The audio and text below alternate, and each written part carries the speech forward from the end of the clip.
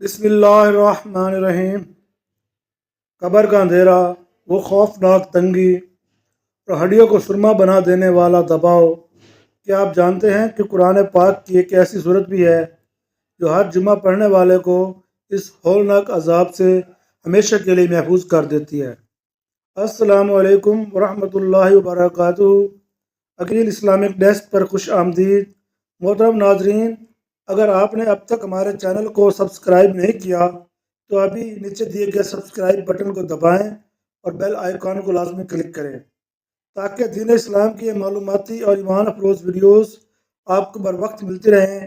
اس videos کو like اور share کرنا ہرگز نہ بھولیں۔ سورہ نساء کا تعارف اور خاص اسباق۔ سورہ نساء قرآن مجید کی چوتھی اور ایک عظیم الشان مدنی صورت ہے۔ نساء کے معنی عورتوں کے ہیں کیونکہ اس صورت میں خواتین کے حقوق اور خاندانی نظام پر تفصیلی گفتگو کی گئی ہے۔ اہم اسباق: یہ صورت معاشرتی اصلاح، عدل و انصاف، خاندانی حقوق اور ایمانی ذمہ داریوں پر زور دیتی ہے۔ اہم اسباق یہ ہیں: خاندانی اور معاشرتی انصاف، یتیموں کے مال کی حفاظت، ان کے مال کو اپنا مال ملا کر کھانا شدید گناہ ہے۔ عورتوں کے حقوق، نکاح، مہر، معاشرت بالمعروف، وراثت، یہ وراثت کے واضح احکام، لڑکے کو دو لڑکیوں کے برابر، والدین، بیوی، اولاد وغیرہ کے حصے۔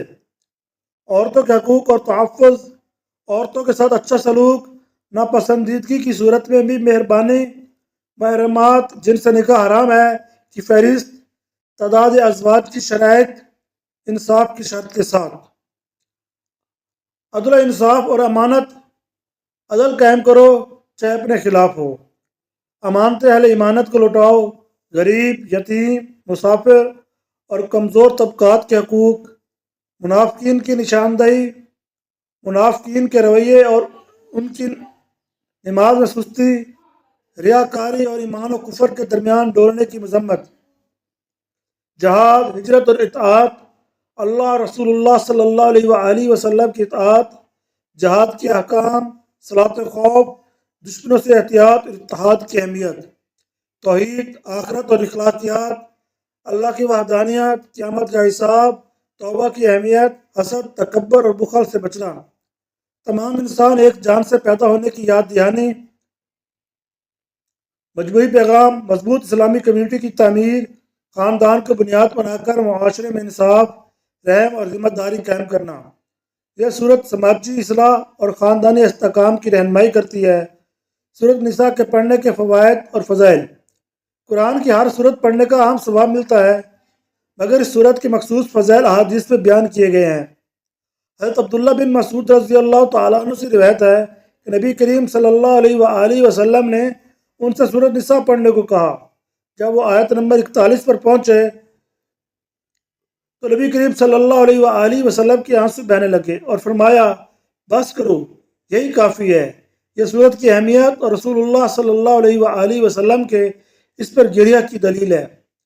حضرت عمر فاروق رضی اللہ تعالیٰ عنہ نے فرمایا، سورۃ بقرہ، النساء، مائدہ، حج اور نور سیکھو، کیونکہ ان میں فرض علوم بیان کیے گئے ہیں۔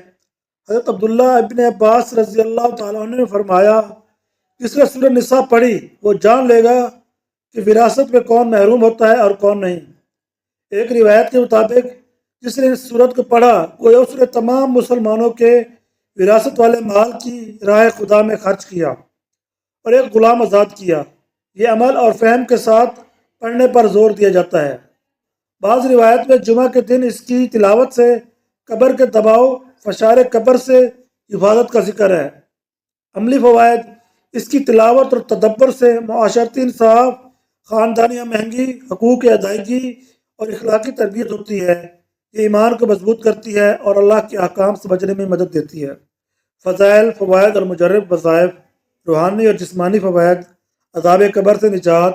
حضرت علی رضی اللہ تعالیٰ عنہ کا فرمان ہے، جو شخص ہر جمعہ کو سورۃ نساء پڑھے گا وہ فشار قبر کے نچوڑنے سے محفوظ رہے گا۔